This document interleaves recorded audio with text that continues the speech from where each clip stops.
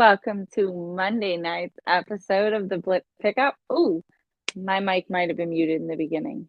But the guys have some fun things for you guys tonight. Sieler gets extended. Tyreek and his continuing tardiness. Wonder if he takes after some people here on the Blitz Pickup. But the guys will have more shit to talk to you about, of course, possibly some other training camp stuff. But without anything else, Tony, Lou. Who you took the shot at? That's oh, look, you came up. Who you took the shot at? Who was Tardy? Oh, Tardy mean to actually show up. So at first I would have thought it would have been Alex, but no, you talk about somebody that's showing up late. I'm trying to figure this out. I mean, it might be myself. I don't know. I want to know when Tyreek's birthday is. I wonder if he's a Virgo. Maybe it's a Virgo thing. Oh, and Dre just say he back in the States. All right, just to hate on the Blitz Pickup. All right, for sure. With my full attention. All right. I can't see the chat right now. I don't have my stuff up. Oh yeah, that's what happened when you take PTO, man. Yeah. Hey man, welcome back, Jess. Thank you. Welcome back to producer in the back and Tone and Jess. I just want to, and all the viewers, right? I just want to apologize to y'all. The reason we late today was on me. I was dropping off the kids at the pool, so oh, shut. I just wanted to let everybody know that. You know what I'm saying? Oh, Lord. Lou, I got a question for you. What's good, Jess? Does the pool have enough parking? Oh, I'm done. Hey man, Jess, Jess, I was able to pull right up, man. There was, my gosh. VIP I'm parking, proud of Jess. you. Yeah, VIP parking. Yeah. That's crazy. Valet must really be a thing, you know? Sometimes they get them close enough parking spots. Yeah. Jesus Christ. He say, "Hey, peoples, hi, bestie." Oh, Lord. Oh, hey, bestie. Oh, that's the bestie. That's my bestie. Oh, shucks.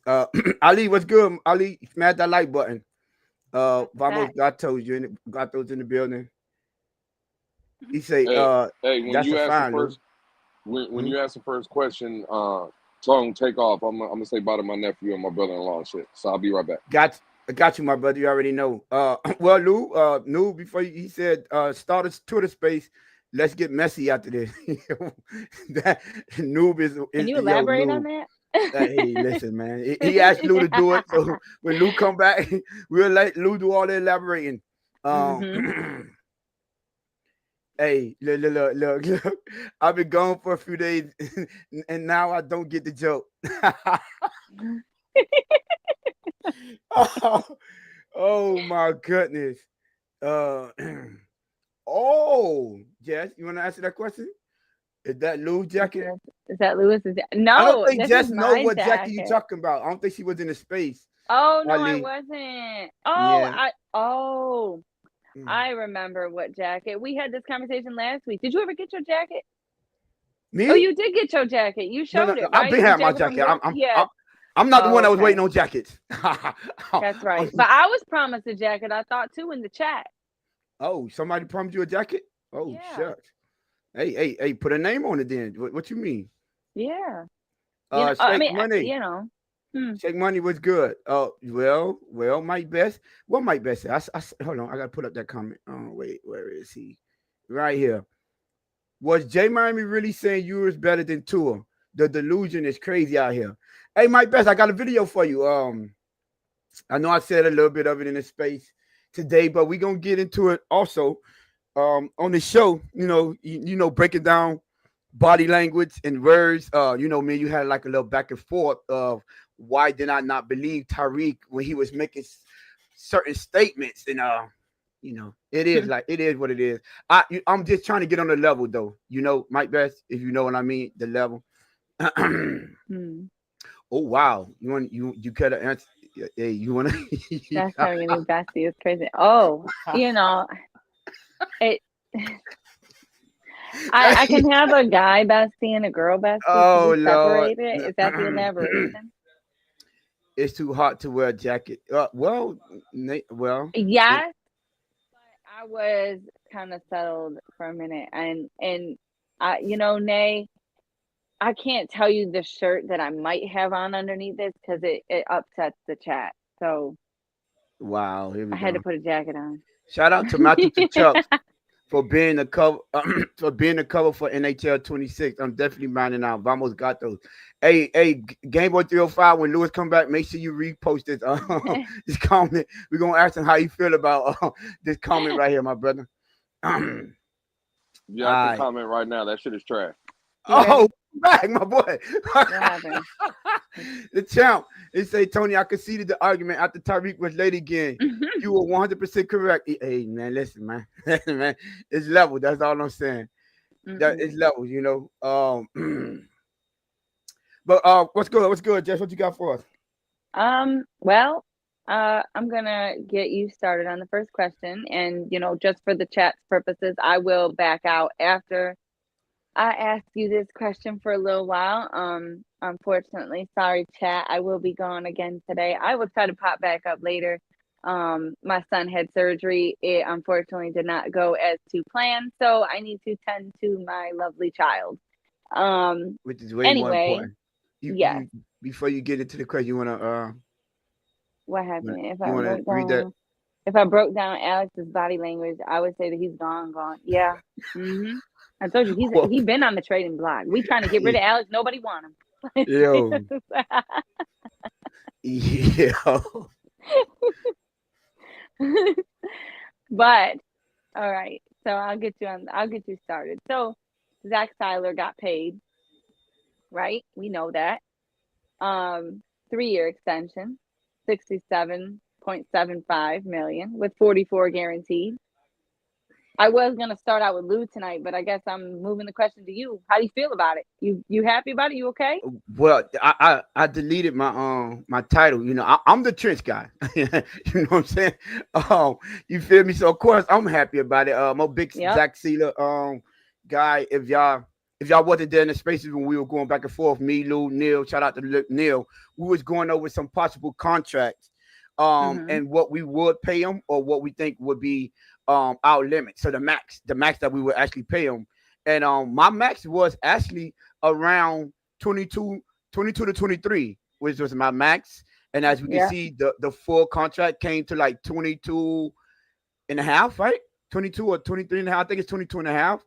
And then also the guaranteed was got me because I was cool. Like Lou was saying that he wouldn't be mind guaranteeing him 20 million, for the 3 years, a 60 million guarantee overall. And I was like, I'll guarantee him the 60 million as well, but I'm doing it for the first 2 seasons with the out in the 3rd season. So we was both around that, 20 per year. I was more at the 40 and Louis more at the 60. So we wasn't far off with that too, because if you break down, well, no, I'm sorry. We were off with that because you break down the guarantee, which is what really mattered.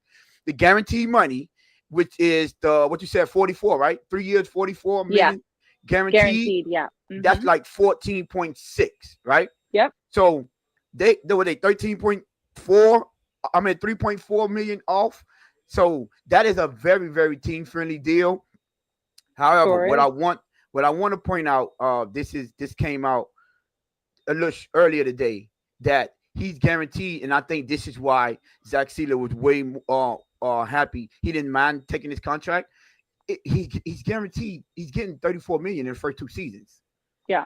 So he's really, like, in the first 2 seasons, he's averaging 17 million a season. So I think the way they structured the contract and the guaranteed monies, once you get that guarantee, that's all the players matter. The players care for. So the fact that they gave him that and gave him a huge lump sum in the first 2 seasons says that they understand that they want to maximize his potential in his prime, which is that the first 2 seasons, because obviously around in September 7th, shout out to Lewis, don't want to throw up he don't want to do no signs. I told him we need to go on the airplane, and have some happy birthday Zach Sieler signs, because his birthday is actually September 7th. And what a coincidence, we gonna be in Indianapolis September the 7th. So why not have those happy birthday Zach Sieler signs and show our support, and our appreciation for all that he's done. But yes, so with that being said, the first 2 seasons he will be 30. He's turning 30 on September 7th. So yeah, 30, 31. Maximize your prime. You don't know to fall off around by 32. If so, right. He's still guaranteed the last 10, but I'm quite sure the breakdown hasn't, so the specifics haven't came out yet. I'm quite sure there's gonna be some void years in that contract to where they could spread that last 10 million out over probably 2 years or 3 years to where it only be like around a $3 million cap hit, which is very team friendly, very cap friendly. But me personally, I'm very happy with the contract. I'm actually surprised because Grill did better than I initially thought. And shout out to Zach Sieler for being a team first player. And when we spoke on his character, right? Even when I was asked, I was like, listen, by his character and by the way he moved, he was so happy with that first contract. He was like, yo, I'm coming from a trailer park.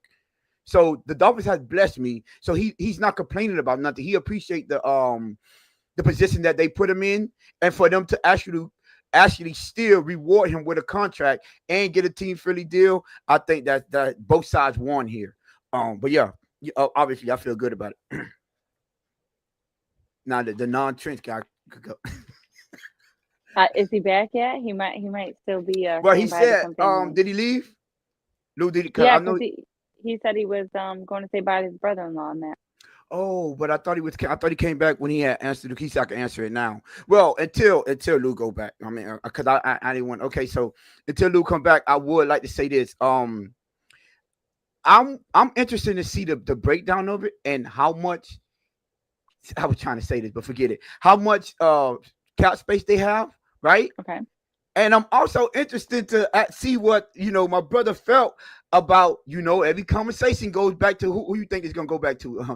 Who you think I'm gonna ask you a question about? The one every Dolphin conversation comes back to Tua. So I want to know what does this means for our brother Tua, our fellow quarterback, Oos or whatever y'all want to call him, that they didn't restructure his deal. They got Zach Sieler done, which is I want Luda to elaborate on how he feel about this being a potential foundational piece, because there was a huge debate about foundational piece and what is a foundational piece and what isn't. And I was telling people, for me, right? Because some people were saying 3 to 4 years, then you had others saying 5 to 7 years of the player being on his team. You could consider that as a foundational piece, and I disagree with that, because I'm like, if you go by that, based off that logic, then almost every player that's drafted could be considered a foundational piece. Yeah. My standpoint from that is, hey, look, hey, Judge, look at you upsetting Nay already. She said, Lord, not this foundational piece thing. Oh my goodness. News say Tua, you mean the crypt keeper? Oh man, I don't know. But so I disagree with the year narrative or the year thing, because like I said, that means anyone that you draft could be considered a foundational piece. My standpoint is, I think you identify pieces that after you draft them, right, or after you bring them on this team, that you would like for them to become a foundational piece. But if they're not here, right, and they're not even getting into their second contract, for me, you cannot consider that a foundational piece because it didn't work out. So they're not part of our foundation.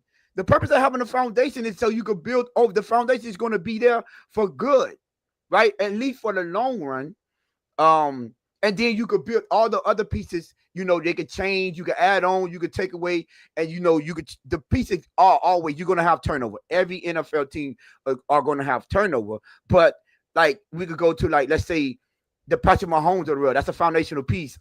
Creed Humphrey for them, that's a foundational piece. They just signed their tackle and their guard.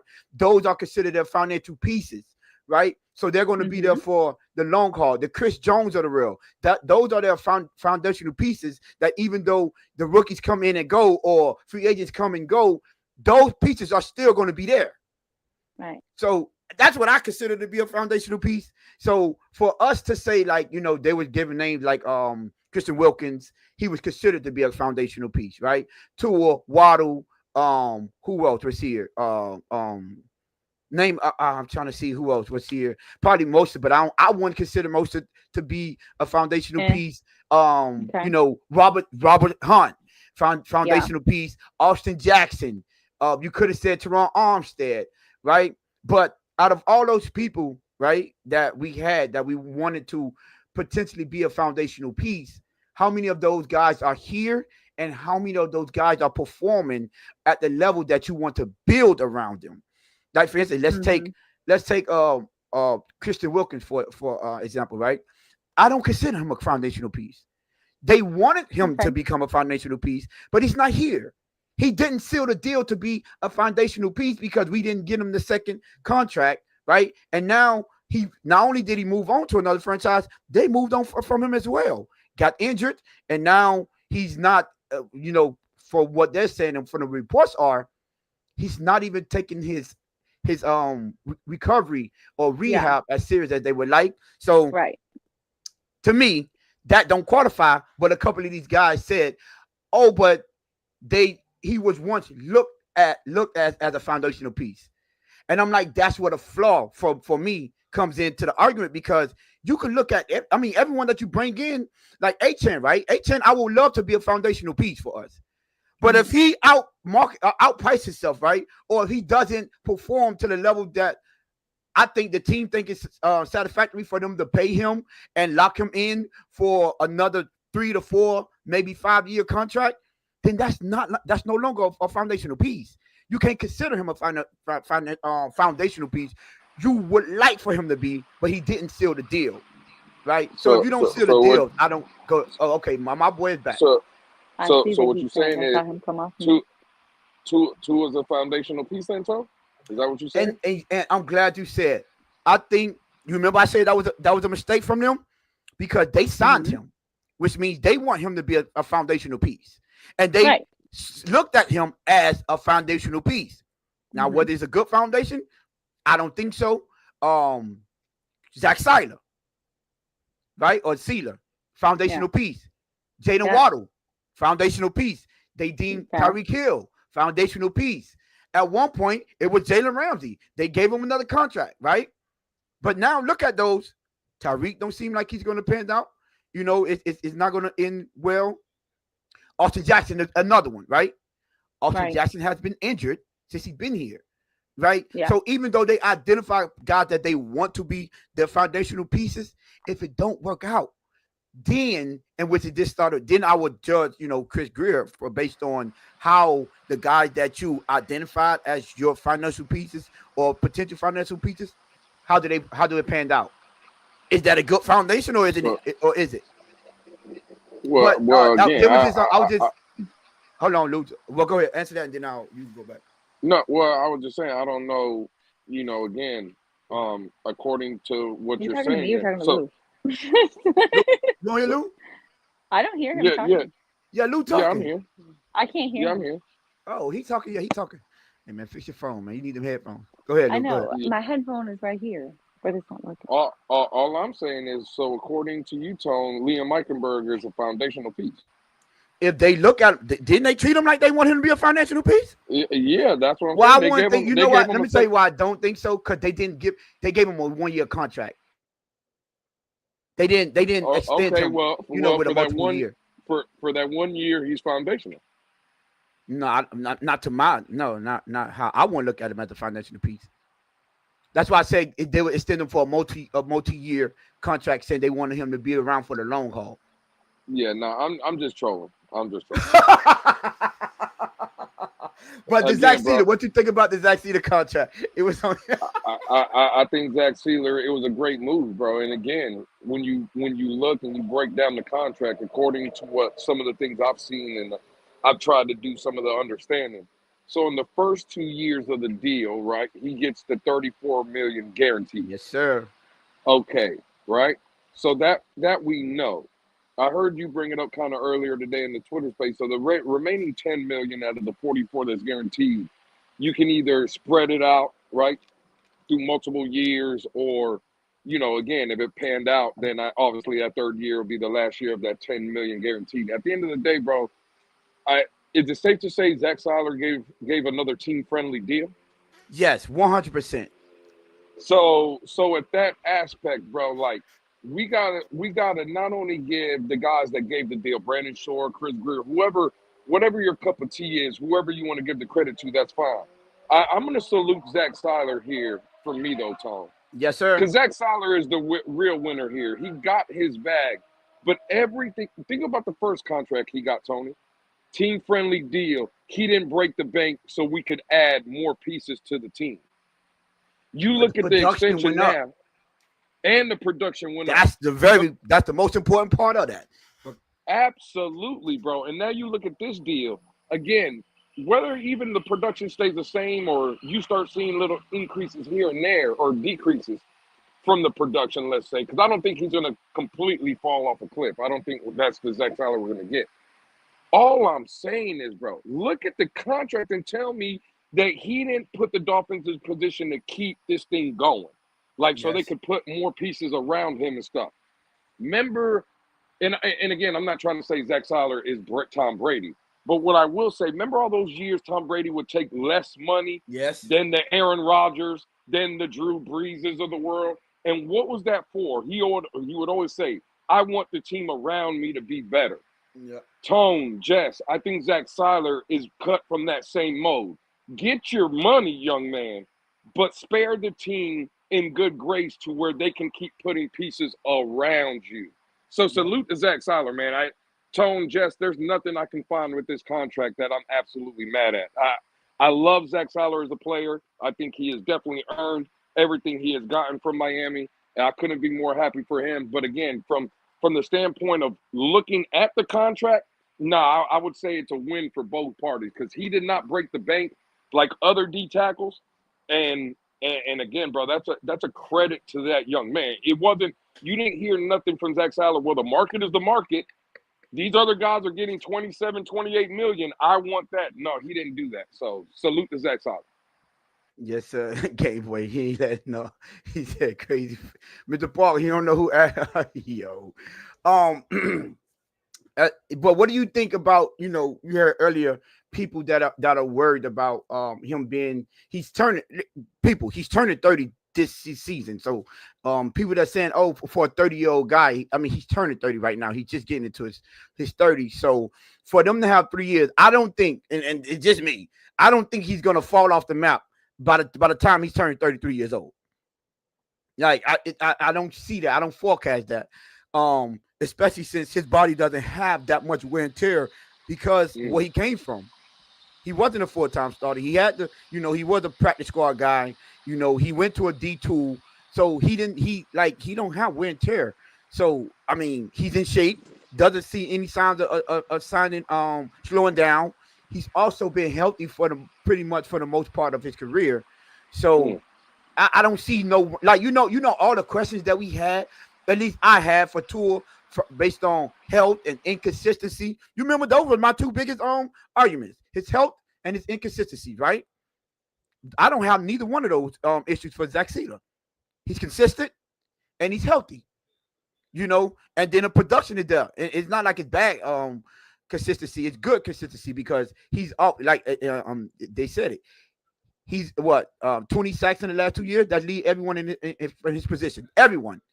Not AFC, but everyone at the D tackle position, he leads all of them in the past 2 seasons. So, yeah, well deserving, and appreciate him from being, like I said, I am a franchise type guy. So I would prefer everyone take a team-friendly deal. So like Lewis say, we could build around them and put more pieces around the team so we could be as best as we can. So I'm not mad at that. But do you have any concerns, Lou, as far as his health or his age, I would say? Tone, I would say no. I forgot who said it earlier in the Twitter space, so this is not my take, but I completely agree. Shout out to whoever said it. I can't remember at the time. And Game Boy 305 is just saying it. Look at Cam Hayward for the Steelers, 36 years old. Again, is he the Cam Hayward of 26 years old? No, right? But still a productive player in this league. I mean, look no further than last year when we had Calais Campbell, a 38, 39-year-old guy. He's still playing again. Not the 28-year-old Calais Campbell, but still being productive. Again, bro, I think other positions, once you get into 30, from the wide receiver position. Not that you can't catch the ball no more, but if you're a speed guy, those kind of things diminish and stuff. Zach Sieler is one of those guys, and all D tackles for that matter, bigger guy. Whoever said that in the space, I couldn't agree more, right? It's not like Zach Sieler is going to be losing any speed, and that strength ain't going nowhere, right? So, nah, bro, I don't have no concerns. And even if I did, Tone, I'm going to be honest, I wouldn't come out here publicly and say it anyway, because at the end of the day, bro, we always talk about, especially with our own franchise, they just seem to give guys money that haven't earned anything. Right. I know, Tone, me and you are big proponents of don't talk about it, be about it. Don't talk about it, like, show me. Well, then in that, if I'm going to be, keep it, 10 toes down, all Zach Sieler has done since he's donned a Miami Dolphin uniform is show me, bro. That's all he's done. So, nah, bro, I don't have no concerns. It's well-deserved for Zach Sieler. Oh. Yo, I'm sorry. Every time they pop on, he said, Alex was the foundational piece until he said, peace out. Pablo in the Game Boy 305 be like, Alex up, but I'm not even going to. Oh, well, yeah, I'm good with, I don't have no complaints. Sorry, don't. I know, you know who I would hate to be right now? The people that didn't want him to get signed. The people that wanted to trade him. I ain't see my boy in the chat, but they. Well, Tone, you know what's crazy? Some people don't want to pay Zach Sieler because he's 30, right? And you could see the drop off. Okay, cool. Well, what about those same people that wanted to pay Christian Wilkins $30 million when he was 29 years old? Oh. What about those people? You see what I'm saying? Yeah. It comes to a point, Tone, when we just talk about who we like and who we don't like, this, that, and the third. I don't play those games. I'm willing to spread money out, even though it's not my money. I'm using that as a loose term. But the fact of the matter is, I don't care when money is spent, when money is, like, deserved, right? And again, bro, last thing I'll say on Zach Sieler, he has earned everything in Miami. Nothing was given to that man. He's earned everything. So, hey, man, salute. I think both parties won from an organization. I think the Dolphins won. And for Zach Sieler specifically as a player, I think he won as well, man. So good all around. Mike Bed, TD didn't want to pay Zach Sieler. It's crazy, man. It's crazy. I'm gonna have to send him the clip. I was in the chat giving him hell last night. That boy seen Holly. Was you on there yesterday, Lou? Shout out to TD, man. Did you see when he went live yesterday? Well, shout out to my dog TD, man. I did not watch when I watched. Are you saying when he went live? Because I think he was last night. He was. Oh yeah. I seen. Are you talking about on his channel? No, his channel. What else channel? He was live again? Oh yeah. Well, I was sent because I don't watch a lot of other YouTube channels. They're far and few between. But I heard TD made an appearance somewhere else, and I damn sure didn't watch that. No, he went live. He went live. I was in the chat giving him hell. He was like, "Man, I see you." Yeah. Shout out to my dog TD, man. Boy, he seen it highly upset about them signing Zach Sieler. He had his hopes up on Micah Parsons. What else you got for 30 minutes in? Yeah. I will say this next part and then I will bounce out. I know. Appreciate you. I don't think Lou was here, but I did say, Lou, that I was going to bounce out today. My son had surgery and it did not go to plan. So I will go attend to him. He's kind of lounging right now. Still anesthesia is wearing off. Hey, prayers so, up, Jess. You know what I'm saying? Tyreek and his, whoa. I can't hear Lou still, so I'm like listening to him on my iPad. He's saying prayers up, though. Oh, okay, you can hear him on now? No, okay. I can hear him on my iPad. I can't hear him okay. on my headphone. Something's wrong with my phone, apparently. Today, but being blocked on StreamYard. Yeah, I know. Wow. Like I got blocked by my own co-host. What in the world? But like,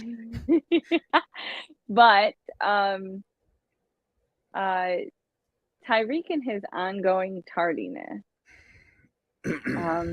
I know you'll have a lot to talk about this, so I'm gonna just leave it at that. Hey, you know what? You know what? Jess, I'll try to pop in, but I don't know if done I'll enough. be back in time. Yeah, enjoy. Hey, Jess, you've done enough. Appreciate you. Listen, prayers up to little man. Yo, hope he Thank bounce you. back. Well, we know he's gonna bounce back. He'll be all right. You know he's tough. You tough, right? Yeah. But yeah, I got it from here. My brother, I see my best in the chat. You know, Lou, we had this conversation earlier. You know, I was in the what you call it? I was in the space talking about it, and I was just, you know, having. Hey, you good on the phone? Just you need me to? Yep, I'm good. I'm leaving. I don't want to know nothing about this because I don't like this man, so I'm over it. Bye. Don't do it. Don't do it. Do you need me to remove you, or you got it? I'll remove myself. Oh, okay, stay there. There you go. I just want to make sure that you were good to go because yeah. Right, Mike Best. I'm gonna replay I had to make sure I still had the video up here, so I'm gonna replay what our good buddy Tyreek was saying, and we're gonna reassess this this so-called taking accountability. So here we go, y'all. To what was saying last week, that you still have to rebuild your relationship with this team after how last season ended. How is that going for you, and what have you done to do with that? Just showing up, man. You know, I feel like that's the most important thing. You know, being consistent, coming out here working every day hard. You know, just trying to get back to that old form of myself, man. I think that's very important. And just holding myself accountable, man. I think Tua comments were needed. You know what I'm saying? I mean, he's obviously the leader of our team, so he sets the standard. So I'm just trying to be the best teammate, best version of myself for this team I can be, man. Every day, showing up to meetings, coming out here every day, busting my tail in practice. I think it's important, man. So if you want to be able to leave a legacy, you got to be able to consistently do those kind of things. We've seen you make a concerted effort to be out here during the stretch, at the start of stretches. Right. Is that intentional? Is that part of that same thing of just holding yourself accountable? I mean, yeah, man. I think it's very important because football is a team sport, and I think whenever whenever guys, are able to see me come out here and scratch with them, it just keeps the engine rolling. You know what I'm saying, with the whole team. So it is important. The one day I did miss, though, I was just dropping the kids off to the pool. So I mean, besides that, I'm out here every day, dog. Tyreek, for the longest time now, you were coming out after everybody. Is that because you're stretching inside, or what's going on there? Nah, I was just trying to see what y'all was talking about on Twitter before I came out. That's a serious answer, though. Was this last year? Yeah, that's a serious answer there. What? Did you want me to say more? You want me to expound on that? That's all I got to say. I just wanted to see what you guys were posting before I came out. Stop the cap. Stop the cap right now. Stop the cap. No bullshit. Hey, yo, listen. Noob, this is a great point right here. I'm about to send a definition of accountability to Tyreek. I'm not sure he knows. You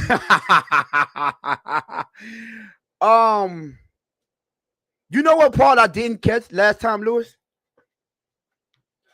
I didn't hear the question that the last guy asked him when he was like, usually you come out after everyone is done stretching. Is there a particular reason for that? And that's why he said, oh, I was just waiting to see what type of shit y'all be talking before I come out there. So basically he was trolling on that part too. Right? And I didn't even catch that last time, which is absolutely ridiculous, but we're not gonna get into that part yet, right? Mike Best, I know you're throwing a towel, but listen, we do a show here. The content is here. And unfortunately, right, Lou, did you get that video I sent you earlier? Yeah, absolutely. Did not say the problem with this is he's out here making us look like a fool. And the people out here are recognizing this, and no one is saying nothing about it. But now we came across, I I see everyone was in had the panties in a bunch about what Colin Cowherd said, right? I don't agree with a lot of stuff he said, right? But when that man said Tyreek is out here showing up late, you know that was one of his titles of his show, right? When they were talking about the Dolphins, it was Tyreek showing up late again on ESPN or FS Sport, whatever he's on, painting this franchise in a negative light. When I was telling you guys, right, I'm looking at his body language. That's not FS1. Thank you. I watch his body language, and I'm telling you, right, and you know, Mike Best was in his space, and he had Lou with the pom-poms behind him, talking about, oh, get him, Mike Best. When he said, oh, why you don't believe him when he said that, but you believe him when he said the negative stuff about Tua? I'm like, because I've been doing this for a while. And I've been managing people for a while. I've been having to read and understand people's body language and people's what you call it, their character for a while. To pick up when you BSing, to pick up when you being real about what you're saying. So are you being sincere right now or are you not? I have to understand these type of things if you're gonna do your job well, right? Lo and behold, like seemed like every time I say something when this type of things happen, don't take a full day for him to come late again, right? And Von Joe, right? Von Joe, what a comment at?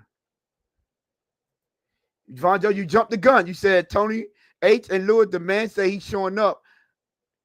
HW, he didn't give a however, he didn't give a time. Yes, he did. He said for practice. You see, you jumped the gun when they asked him about him showing out for the stretches when everyone else is there. So that's when he gave his time frame, his time limit that he was coming, right? And the thing about it is, right, I saw this. I forecast this. I saw this coming. I seen what was going on. I saw his body language. I'm like, yeah, that is a Drew Rosenhaus special. Because you see how he answered that question and then see how he answered the other questions. And you could tell when he was being sincere, when he wasn't, when he was trying to find all the right things to say. And now you got the media talking about it now.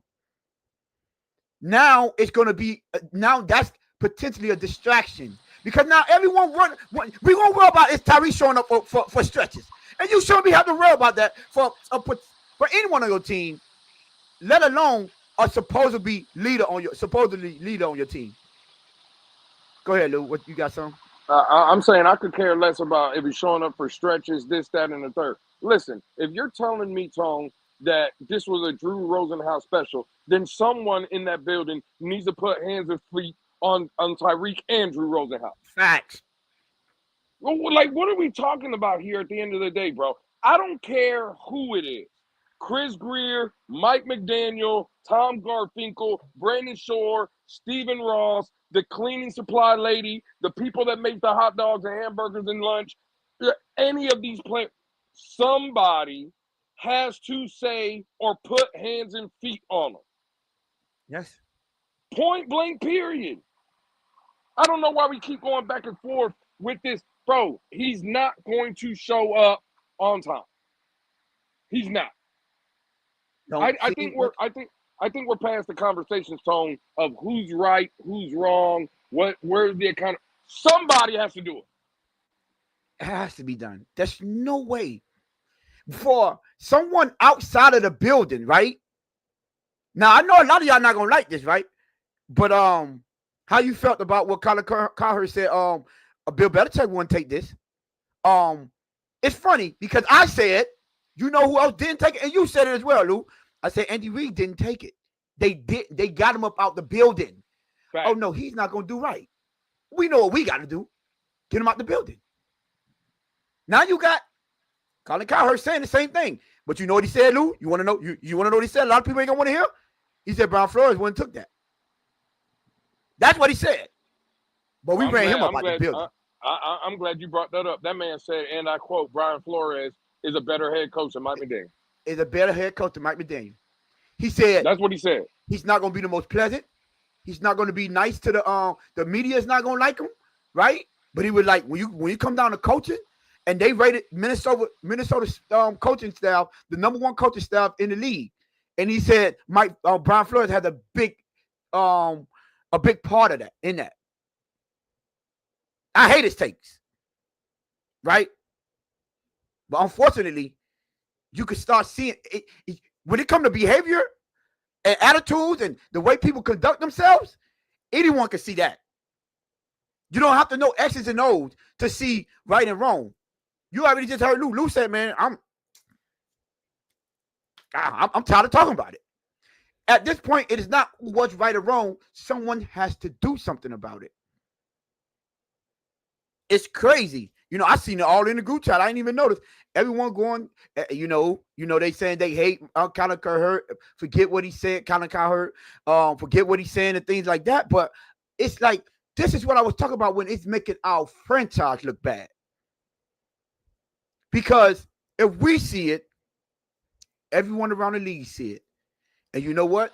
The players see it.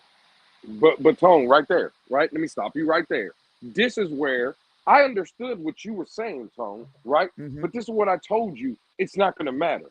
Remember when this originally happened and we came up here and talked about it? One of the first things you said was, well, remember Jordan Brooks, look how Zach Sieler answered it, right? They're trying to eliminate the distractions. Mm-hmm. I understood what you were saying, Tone. Guess by doing that, though, has it eliminated any of the distractions? Nah. It added to it. Everything added fuel to the fire now. So what I'm saying is, Tone, that's why I said, nah, whether it's going to cause more distraction or whatever, you got to nip it in the butt there. That's why I would have liked Jordan Brooks to come out and say, no. We need you better. Zach Sieler, again, bro, I don't care who it is. Anybody. But nah, bro, enough is enough, Tone. Enough is enough. Bro, Tone, we always say it all the time. And again, you know this. You my brother. You my brother for life. If you moving sideways, Tone, you're going to get a phone call from me. Yo, Tone. That's a fact. Hey, dog. Hey, this what it is, man. Hey, you might not like to hear it at the time, but me as your brother, I'm going to tell you. And I would feel the same way. If I'm moving, hey, clean. Hey, Tone, what's good? Hey, Lou, you moving sideways, dog. This, that, and the third. I might not like to hear it, but I'm going to sit back and I'm going to analyze. I'm going to be like, damn, I'm letting my brother down. You know what I'm saying? My brother telling me I'm moving like this. But it just seems like nobody, bro, is saying nothing. And I'm sorry, bro. At this point, nah, bro, I don't care who it is. I don't care if it's in the media, this, that, or the third. And I don't even care at this point, Tony, if it comes to blows. Yeah. Something has to be done with this dude, man. Yeah. It's not a good look. And I got a phone call earlier today, right? And it was told to me that they were speaking about our team out of the state, bro.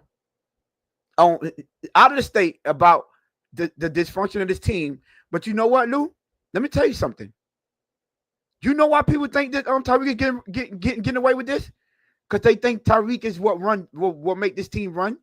They think that Mike McDaniel is afraid to get rid of him because he know if you take Tyreek out of this offense, his offense is not going to look good. They think Tyreek make Tua looks better, and they think if they get rid of Tyreek, then this team do not want to win. This is what I heard. Coming outside, not even in the state, for the outside of the state, right? And if one thing, me, and you in here cutting up, and now you got all these people saying, well, the reason he could get away with this is because it's Tyreek Hill. That fuels more fuel to my fight to get rid of you. Even though I'm getting rid of you off principle alone. But that is going to fuel me to say, I'm going to prove all y'all wrong because I'm getting rid of him. I don't need him. But I'm going to show y'all he's a nice player. But no, right? And guess what? Another sign of it making our team and our franchise look bad. They don't respect us as a franchise. They don't. And this is getting wild and crazy. But at the end of the day, Lou, listen, you said it perfect. I couldn't say it better myself. I don't care who it is. Something got to be done. Something has to be done about this. You can't continue to overlook this and ignore it and act like people don't see what's going on over here. And you know what I don't want? I don't want people to get blinded because they start winning a couple games. Because when you know what I already know, is if things don't go right, Tyreek is ready to quit on this team. We know that for a fact. Right? Whether we disagree on who should have checked him about it, there should be no disagreement that he already showed us he's a quitter. The one season, right? That shows your character right there. The one season, things don't go perfect, you ready to quit. You ready to give up. You don't want to go through the grind. You want the 1,700 yards, right? Voted number 1 overall. You don't want to be a leader. You know, as a leader, I could have did better. As a leader, I'm going in there and talk to my players and understand and teach them how we can learn from this. How we don't want this feeling anymore. And use this as motivation for the next season, because none of us felt like we gave our all. None of us felt like we did our best. And none of us feel like this is who we are as a team. No, he didn't say nothing like that. You know what he said? Hey, I got to do what's best for me. That's all I need to hear. Do what's best for me and my family. What do your family got to do with this franchise? I'm trying to figure this out. The first time, I've never been in this situation. Well, this is what leaders are for. This is how leaders are made. See, I don't judge your character based on everything going right. When things are not going right and things start to hit the fan, right? Now, let me judge your character. Now, let me see how you handle things. Let me see if you're going to tuck your tail and run. Not only did you walk off the field on your team, when you got interviewed, you told them you don't even want to be a part of this no more. And I was mad. And I said, get him out the building then. And Lou, looking at it and understanding, when I seen the tours of the world come, these two come out, knowing nothing is going to happen. Now, you know what, Lou? I would prefer somebody like Jordan Bush beat him up in the locker room, though. Or at least shoot him in the fade. I ain't going to say beat him up. At least shoot him in the fade. I would prefer. You want to know what I would have preferred? What do you think about this comment right here, Tom? I hope he turns it up a notch. What? What do you think about that? Another notch. Turn what up another notch? That G is giving this man literal passes, bro. He's giving him passes. But let's say you know what? I bet he blamed Tua for what Tyreek doing. Oh, absolutely. You know he did. Because Tua can't do no right in his eyes. But that is crazy, and that's the thing. What did I say? I said the fan base. I said the fan base don't understand. It's accountability. That's a standard that needs to be set. Here you go, right here. You blaming the child and ignoring the bad teacher.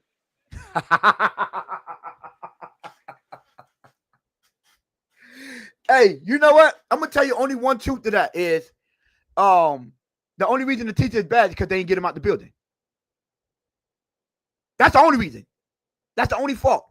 Because when you're in school or whatever you want to, they suspend children. They put them in timeout. Well, not in my school. You don't go to timeout. You get in school CSI, or you get or you get suspended outside of school. But you're not in the class with the other one disrupting the class. You're not coming late whenever you want and disrupting the class. See, but this is the problem. He says Joe Riss, he's trying to expose the dysfunction. He is the dysfunction. He's the dysfunction. Ain't nobody else showing up late to practice in meeting rooms. Ain't nobody else coming out here in the media and saying, I didn't know the playbook for the first 3 years of my time in Miami. Where else is the dysfunction? He's the dysfunction. That shit don't make no sense, man. Like none whatsoever. You know what? That's crazy. Hey, yo, Joe Riss say. That's why I didn't work today to expose the dysfunction. Hey, facts. what are you talking about? Thank you, Joe Riz. Uh-oh. All I'm saying is, like, you know, I hate to be more like my partner over here, but I told y'all so. And at the end of the day, get them out the building. Hey, Lou, you know, even though we was on the opposite sides, what was my main pushback? What are they going to do about it? I say when Tyreek look at them and do what he want to do and say, what you going to do about it? Nothing is going to be done, and we're going to look like a bunch of softies. Not what we look like. A bunch of fools. Right. But and again, like I said, Tone, you were right in that aspect. I'm not disagreeing with you. Right, yeah, but I think my point was still valid too. All I said was I want Jordan Brooks to put hands and feet on him. Mm-hmm. I want Zach Sieler to put hands and feet, not come out here and because what they did, Tone, right, is make it seem like there was nothing wrong that he did, that he hasn't done nothing wrong. That's what they said. And I get the point. Well, you're not trying to cause rifts. Well, goddamn, bro, if you ain't going to cause rifts now going into year 4, then when the hell are you going to do it? I mean, at that point, you know what? You want to know the difference? I don't think that's causing rifts. You know what I think that is? Setting a standard. Now, we don't allow that kind of behavior here. Because if you think about this, Lou, that statement alone says he feel like he's bigger than a team. I got to do what's best for me and my family. Man, I'm out, man. I'm out. No one, when you're mad, whatever it is, the truth still remains. That's how you felt. So you felt like you was better than the team. You felt like the team was holding you back, my brother. You didn't show no responsibility in what was going on. Right? None.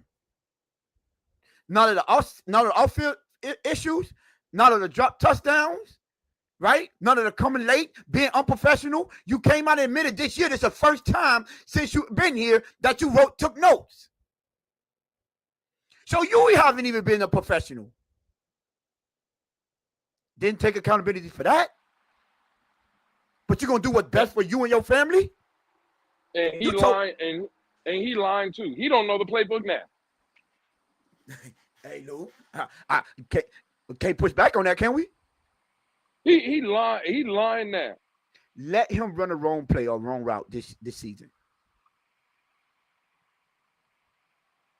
Let him. These are facts, Vonjo. Hey, Tony H. and Lewis, they usually say the truth comes out when you are mad and intoxicated. No lies told. Those are facts. So what you trying to say? Tyreek is drunk half of the time?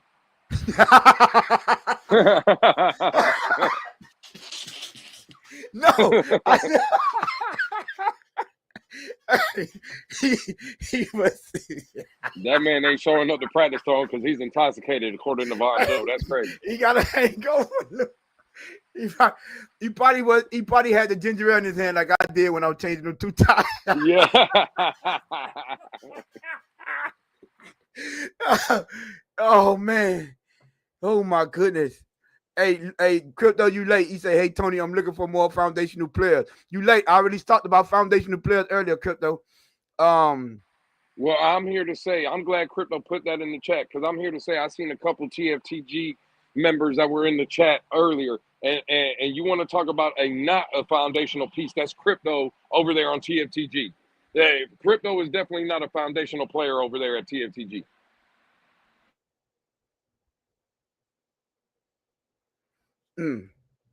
I would say this. That I just this team, right? The mindset, the way we're ran, it's discouraging. This is a prime example of how. But see right here, Tone, see this right here, right? This is a bigger issue, at least for me, in my opinion. Right. And this is why people come over here to watch the Blitz pickup. We're not going to tell you the fluff and all. Just we're gonna give you the real problem. This is the problem right here, Tom. Can we get back to team discussion, football team aspect? This is a team. This is a team discussion. What? You see what I'm saying? All they want to hear is about what Kenny Grant is doing in t-shirts and underwear. All they want to hear is what tight end 3 did or what QB 3 did and Quinn Ewers. When none of that shit is going to matter. Facts. You see what I'm saying? So again, can we get back to football? Okay, cool. Let's get back to football. I thought we were talking about football. Is Tyreek Hill not a football player for the Miami Dolphins? Yes, he is. Oh, okay, cool. He also a part of this team. Again. That's crazy. That's crazy. Mm. It's okay, Lou. He's taking. Pablo say it's okay, Lou. He's taking notes. Oh man. Hey, Count for life. Armstead said, "Look out for Keon Smith at right tackle." Listen, you know what? All respect to Armstead. He's been nothing but a great player for the Dolphins, even though he was injured, but when he was on that field, the thing that we learned and we came to realize that the sacrifice he made just to be on the field, the time that he was, we'll always be appreciative of that. But you ain't gonna never hear Teron Armstead say anything negative about this team or player. He isn't. That's just not his character. That just it is what it is, but you got to take some of that stuff with a grain of salt. So all I'm saying is I get what Teron Armstead said, but man, come on, Keon Smith. Yeah, relax. Teron Armstead. Man, I don't care what none of these damn players say. Xavier Howard once said, "Look out for Noah Igbenogany." Man, what are we talking about, man? I'll tell you this though, Lou. I said it before. I'm gonna say it again. That storm is coming. I'm telling you, the writing is all on the wall, bro. The signs are right in front of us. I got a question for you because you know what, Lou, you finally said something that I was like, you know what? He's frustrated. He understands. Somebody have to do that. In your opinion, and I don't think I asked you this. I don't know if I ever asked you this, but if I have, I would like to know what your stance on it now. Do you think we will ever be successful with the way our front office is formulated or formatted? The way it's set up, I would say that. No, you talking about with the collective? With the collective, yeah. Everything in the front office. No. We will never. I've been saying it, bro, and I didn't really say it so much from a front office standpoint, but people that have been listening to me long enough, Tone, I made the same point with the Brian Flores, right? So I'll start there. If you deem, right, when you gave Brian Flores a head coaching job, whether you like it or not, you deemed him the face to lead your franchise, right? Whether you like the moves that he's making or not, give him the keys to make the moves. So when it fails, right? Hey, Brian Flores, we get you what you want. It failed. Or if it succeeds, hey, Brian Flores, we gave you what you want. Look, you proved us right. Right? But again, when you come and Chris Greer has a voice, Brandon Shore has a voice, Tom Garfinkel has a voice, Marvin Allen has a voice, Stephen Ross has a voice, the cleaning crew has a voice. Mike McDaniel, they all have a voice. Again, bro, if I put a cookie jar in the middle of my kitchen island and my hand is in it, my wife's hand is in it, both of my kids' hands in it, eventually we're not going to get all cookies. We're just going to get pieces of the cookie. You see what I'm saying? Because we're all reaching. It doesn't make sense. So no, to answer your question, Tom, no. As far as this collective, no, I don't like it. And that's why there's so much division, I would say, from a fan base standpoint, because I want to defend Chris Greer, but Nene wants to kill him. And somebody wants to defend Mike McDaniel, but another person wants to kill him. And hey, Brandon Shore, did you see his move? Oh, but no one likes Brandon Shore. You see what I'm saying? There's division everywhere. In the famous words of Dan Marino, Tone, pick a guy and let it fly. That should be in the front office too. Identify a guy and let it fly. So when it don't work, again, we can come out and say, hey, Chris Greer, he had the keys. It was all on him. He failed. Or, hey, Chris Greer had all the keys. He made it work, right? So, no, Tone, again, I know I went long, but the fact of the matter is I don't believe that you can have 9 people making decisions for one part, right? Like, again, just give the keys to somebody and let the shit work or let it fail. Yeah. And you know what? The key part that you said in there was, if I'm Brian Flores, listen, give me what I asked for, and then let me fail with what I asked for, because then I have no complaints. I have to take the full responsibility of everything that happens after that, right? And this is what I said at the beginning. I just said, Bill Parcells. I said he said it best. If you want me to cook the meal, at least let me shop for the groceries. Like, you can't tell me how to prepare my meal. I know I know all the ingredients that I need to prepare this meal properly. All I need you to do is go out there and get it. But people don't understand that when we come from that standpoint, because, like you said, now I could be like, hey, listen, you have no excuse. Now, we said a sign of a great GM is one that gives his coach everything that he needs, or everything that he asks for. Why? So this is where it comes to decision making, right? And trust, and learn how to delegate. Ross, you put people in position that you trust their decision making skills. And when those people, if you trust their decision making skills, then the people that they are over, you let them put people in position that they trust in their decision making skills, right? And then it goes down so forth. So now your GM, you hire a coach that you feel you trust his decision-making skills, right? And everyone has to be on one accord, at least for the direction.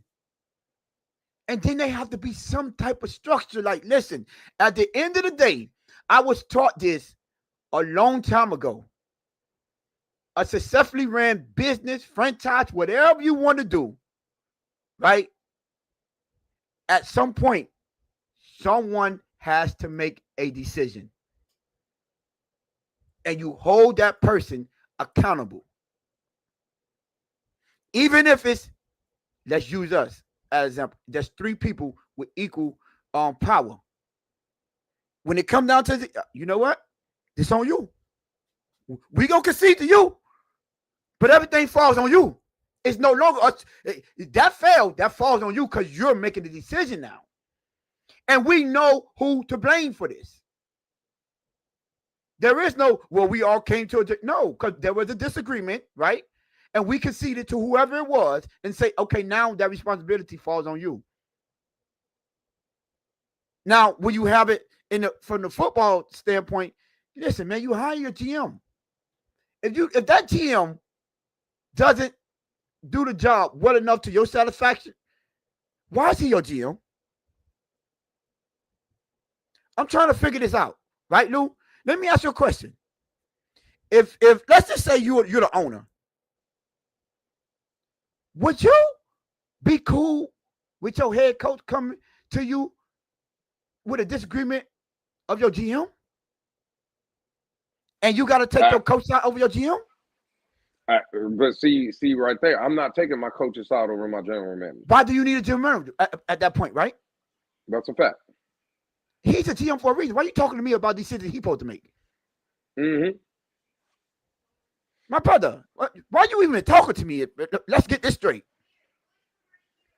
If my GM says he thinks it's best that we get capital for Calais Campbell, his decision is final. You know what, Mike McDaniel? He hired you. That's a fact. If y'all have a disagreement, go ahead. No, I would just say this, Tom. See, for me, if my head coach had a problem with something my general manager, and again, I'm just going to the question you asked. If I was the owner, right? If my head coach had a problem with something my general manager was doing, it would be for me, well, okay, head coach and general manager both come in my offense, and now we have a conversation. But it's not I won't mind that either, but go ahead, yo. It's not going to be, oh, head coach, come walk past my general manager's door without him knowing and then come into my office and cry about it. That I'm nipping that in the bud. Oh, you have a problem with something he's doing? Go get him and let's discuss it. Let's figure it out. But at the end of the day, I think where Stephen Ross has failed ultimately is, and I heard it today in the space, it's an open door policy, right? Like anybody can go over Chris Greer. Anybody can go over Mike McDaniel. Anybody. And that's where Stephen Ross has failed. Nah, bro. Again, I don't know where the word collective even comes from, because it doesn't even seem like it's a collective. None of them are on the same page. No. It's just backstabbing and going back and forth and, oh, my God, I don't like this move, so I'm going to go up to Daddy Ross. Or, oh, I don't like this coaching decision, I'm going to go up to Daddy Ross. And that's not the way it should be. So to answer your question, if they did have a problem, if both of them wanted to come and address those issues, I would have no problem. But one going behind the other's back and this, that, and that's where, for me as an owner, I would step in tone and nip that in the butt real quick. You want to know? I would have handled it. That's not a bad way to handle it, and I'm not even opposed to do that. I wouldn't even handle it like that. If a disagreement like that, you know how I would have handled it. Y'all two going off. Y'all go in the room, figure out that y'all come up with y'all decision, and then let me know afterwards. I'm not getting in the middle of it. Why? I want to see if my GM know how to handle himself. I want to see if you hired someone. Now, this is if he hired them, right? I want to see if you hired someone that you trust in their decision making. Because let's say you come back and you say, right, to me, right, and you say, hey, we came to a final decision. We don't agree on things, but I'm gonna take the lead in this, and I'm gonna make the final decision. You know what I'm doing after that? I'm having a conversation with my GM, and I'm gonna say, why are you hiring someone that you don't trust in their decision making? Because I sent you in there to make a decision because I trust in your decision making. Now I'm not gonna change your decision because I trust in your mindset. You get what I'm saying? But if I hire you, that means I have to trust your mindset and your decision making. So if you and the one you hired, y'all can't come to an agreement, be like, we both decided that this would be the right course of action. After delegating and two minds come together, then I'm like, okay, I could deal with that. But then I'm gonna look at you and say, maybe you want to rethink the guy that you hire or your processing. Because what are you doing when you're scouting? What are you doing in your interview process? When that's not a small move, and that's not the first, or I think it's the second time. This is the second time this happened.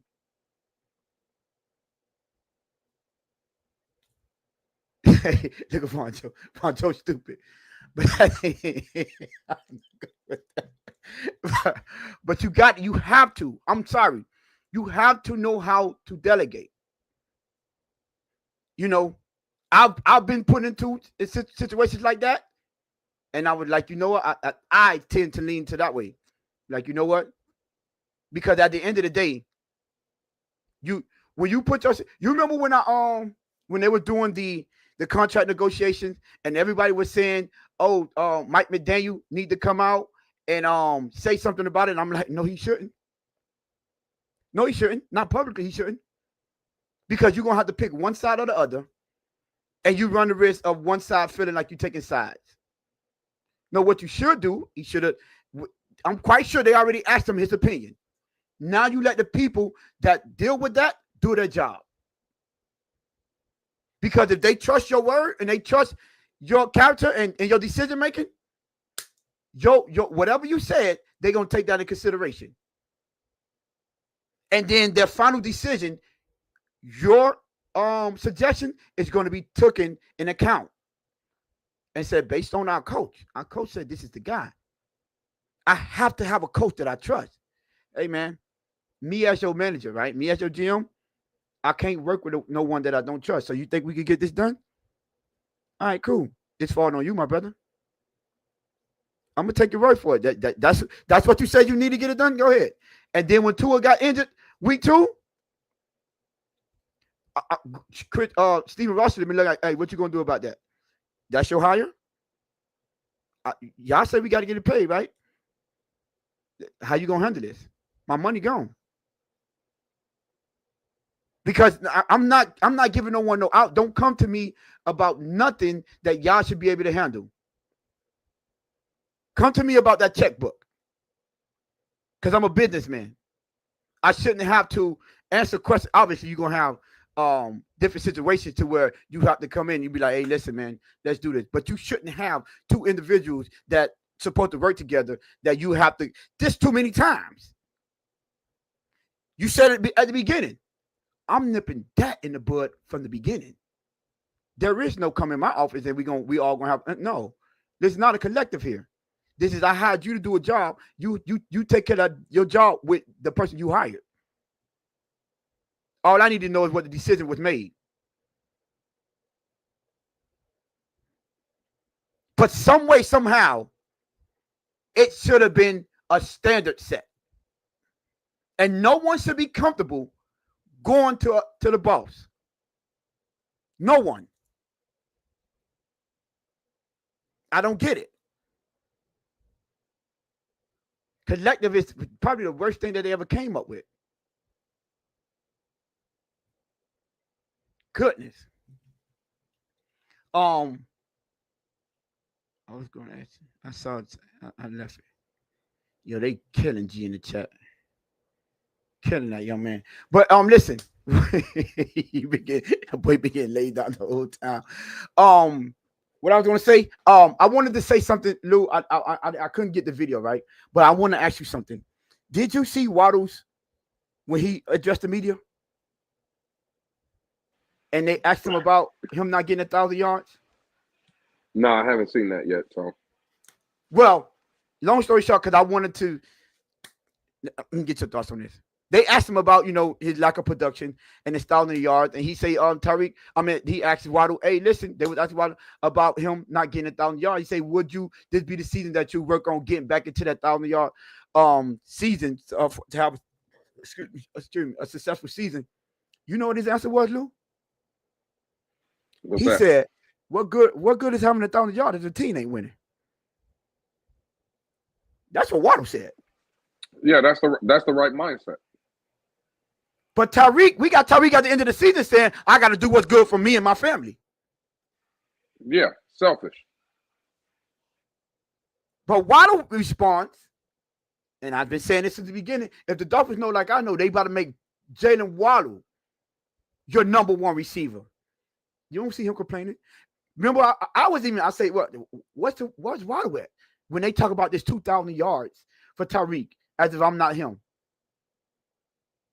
Right?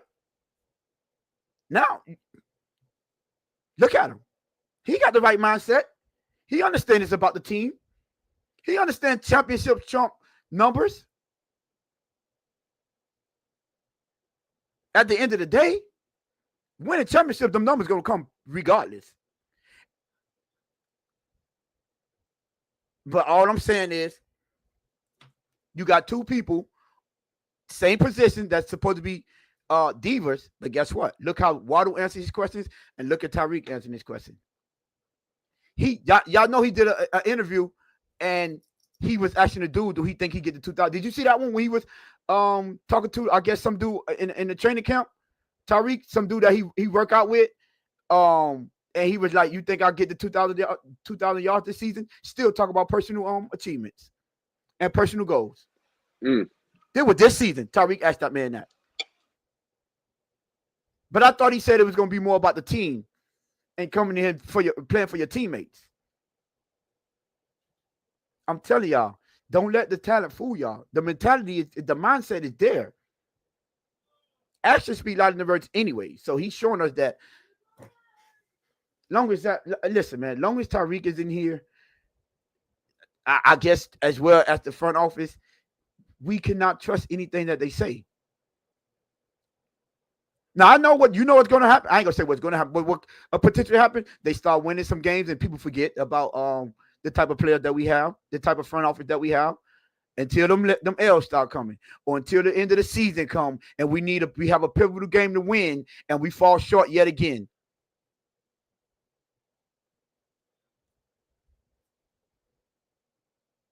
Then everything is going to come back around.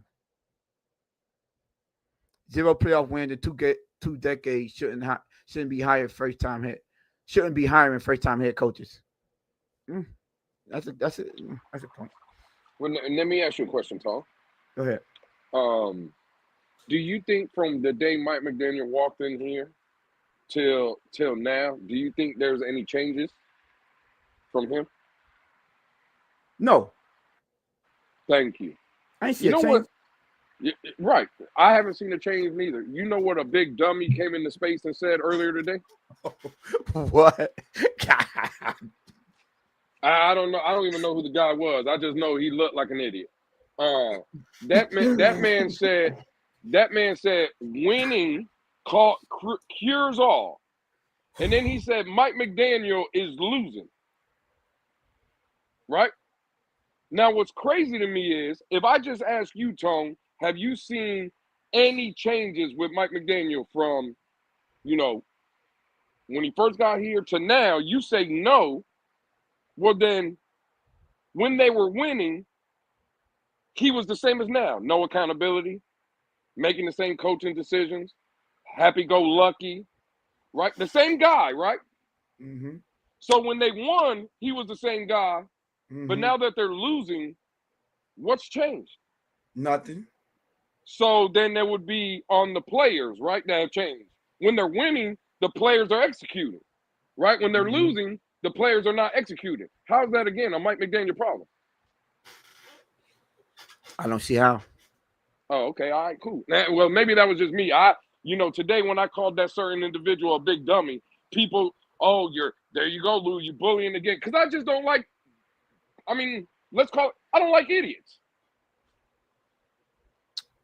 You know what I saw today, Lou? And shut up. I try to watch content. Well, I do watch content. Right.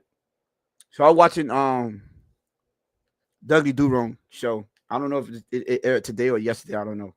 But it just came across my YouTube, and he had that dude Sharp, something Sharp on there. The dude that was writing the book, Warren Sharp. Yes. And Lou, when I tell you, I know all about Tua EPAs. Tua. Yeah. Bro. Mm-hmm. And then he asked him a question, which I was like, you answered that right, but you ain't elaborate on the numbers on that. He was giving all kind of breakdown the numbers of Tua, excuse me, his EPAs, and he said Tua is the only one that can win behind his offensive line. And he was breaking out how fast he get the ball out and everything. And I'm like, he might have forgot about Joe Burrow and that terrible offensive line, but we're gonna skip past that, right? And then Dougie asked him it's interesting question about the win and losses. And he said, do you think it's fair to add win and losses to a quarterback record? And he said, no, but you could determine by I think what matters the most in win and losses is the quarterback stats in those games and how he plays. And I say, Now, usually he will break down all kind of EPAs and how Tua averaged 2 touchdowns and 0 interceptions, or 3 touchdowns and 1 interception in those games. We ain't get no breakdown. You want to know why he ain't get no breakdown in that on Lou? Because people like me done broke down his numbers in them games. And he tends to have more interceptions than touchdowns in them games. And his stats seem to be the one that's lacking in those games. But we don't elaborate on them. But we know all about his EPA, and he's the only one that was top 5 in percentage and EPAs and average time to get off and expectancy rates. He was the best. And I asked the same question. I asked everyone that want to throw out these numbers and how great he is. Where are those numbers in the game that matter the most? Give me his EPA in Buffalo, in Baltimore, in Philly. Give me the EPA's den in Houston. Now I want to see the EPA's den because we went right past that. There wasn't a follow-up question. There was nothing. We skipped past that. But hey, Lou. But you want to know who stats they did go in detail in those big games? Joe Burrows. They ain't had no problem going through his in the big games and the ones that he lost. How he performed above expectation. How he overcame turnovers and fumbles and all these by other players outside himself. His ass in EPA. Hey yo, that's crazy. But I don't know why. See, this is why I say I get it. We could always let me teach y'all something. Well, I'm gonna tell y'all something. You can always find numbers or anything. That's even videos like they doing with Quinn Ewers right now, right? You can find they could give you all the videos to show you how awesome Quinn Ewers is doing. But unfortunately for them, you got a guy like me that's out there. Lou, what did I point out? I said I don't see that on the throw pass. That not one. I ain't see nobody post that not one place. I didn't see that interception that bounced off of Willie Gay's shoulder. I ain't see nobody play that. I ain't seen not one highlight of that. I didn't see the rollout, the scramble that he held on the ball for like 6 seconds and still threw an interception to number 34 to safety in the red zone drill. I didn't see that. You talking about Travis Wingfield didn't tweet that out? I'm talking about whoever posted these videos and put a highlight of all of Quinn Ewers' amazing throws. And got all these people out here thinking he's better than Tua. I'm not even a Tua fan like that. He's on my team. But you ain't going to sit here and tell me that it's not levels between Tua and the two backups. There is not a question who's the best quarterback on this goddamn team. Oh, so you can tell me. I need that on wax. Who's the best quarterback on this roster? Tua, easily. Well. Hey, G, did you hear what Tony said? Like, stop. Quinn Ewers makes some amazing passes. Yes, he has. Amazing. And if he could be consistent like that, I'll give him some credit. But we got everybody, I ain't gonna say everybody, a whole bunch of people that hate Tua ready to crown this man as the next coming. Pablo, great question. Lewis always killed people with this. How good would Quinn look if he went against the star defense? You know what? Them interceptions that he threw and the missed passes, and it was coming against third team on defense. But we don't talk about that. Context don't matter when it comes to third screen quarterback, because we just want to get Tua out the building. But how easy it is for us to go find someone that is better than Tua. They scared to give him first team reps because he's going to outshine Tua. How?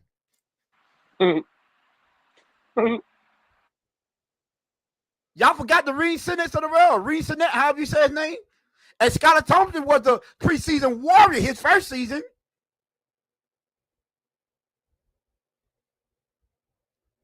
But no. Stop it. You could miss me with that. At the end of the day, I could criticize Tua all I want, because you know what? I would never come in on this platform and say a lie because I don't like the guy, and say someone is better than him because I prefer him not to be our quarterback. You think I want to move off of Tua for somebody worse? Somebody please make that make sense to me.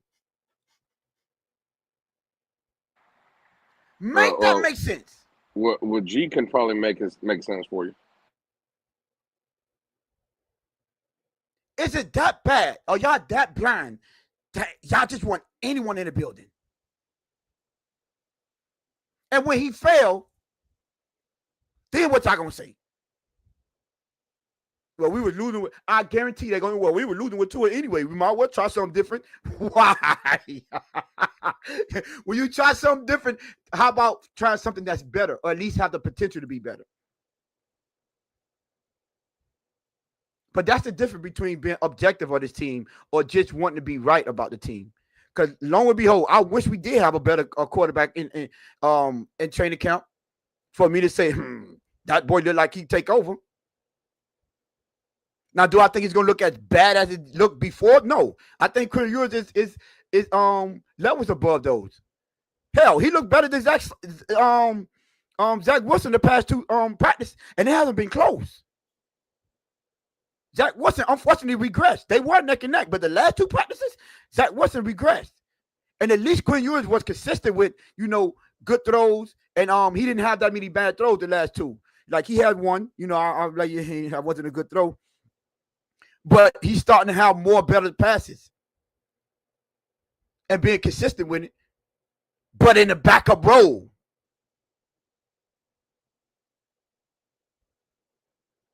Stop trying to run Tua out the building for anything. I've been asked this question since I said I was done with Tua, right? And they always ask questions, right? And people tend to run from this question. They're like, well, if you move off of Tua, who you bringing in? And a lot of people are well, I'm not the GM. I'm not making that decision. But you act like the GM when you say you want Tua not to play again. You ain't had a problem making a GM decision then. But I had a legit argument. I mean, a legit answer for them. I say the only one I'm moving off at this point with this team ready to win is Matthew Stafford.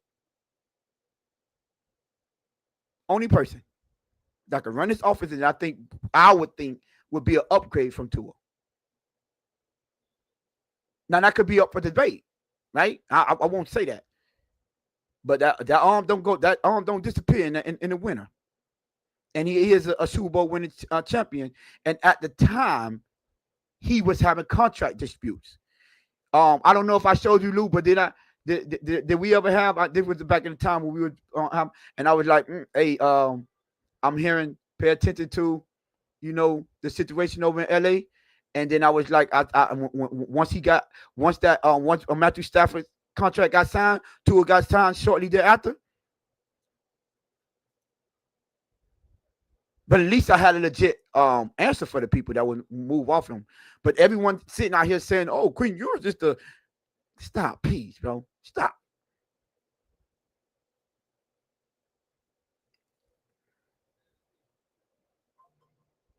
But hey, man, that's my take on it, Lou. Man, you got anything before we get out of here? Oh no, I'm good.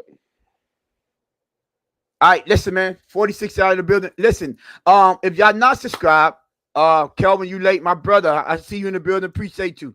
If y'all not subscribed, please go hit that subscribe button. It's 47 of y'all in the building. Listen, I want to thank y'all like I always do. From the whole team over here, me, Lou, the producer in the back, Jess, everyone. We appreciate y'all sharing our content. We see y'all. We getting our subscribers up. Road to 700 is on the way. But if this is y'all first time here and y'all enjoy the content and y'all want the real honest truth about the team and not just the good stuff, the things that we need to improve upon, you're in the right place. Hit that subscribe button, put that notification on all, and yeah, so y'all know when we go live every Monday, Wednesday, Friday, 7:30 ish. Don't forget the 7:30 ish. But yeah, man, Lou, you want to get us up out of here, man? But appreciate all y'all again. Best chat on YouTube, bar none. That's a fact. Y'all know what it is, man. It's Tony. It's your boy. It's the producer in the back. It's Jess. PTO Jess, by the way. Hey, man, y'all know what to do in the chat, man. It is what it is. I don't have to keep saying it, but if y'all did forget again, we'll see y'all Wednesday, 7:30-ish. Peace.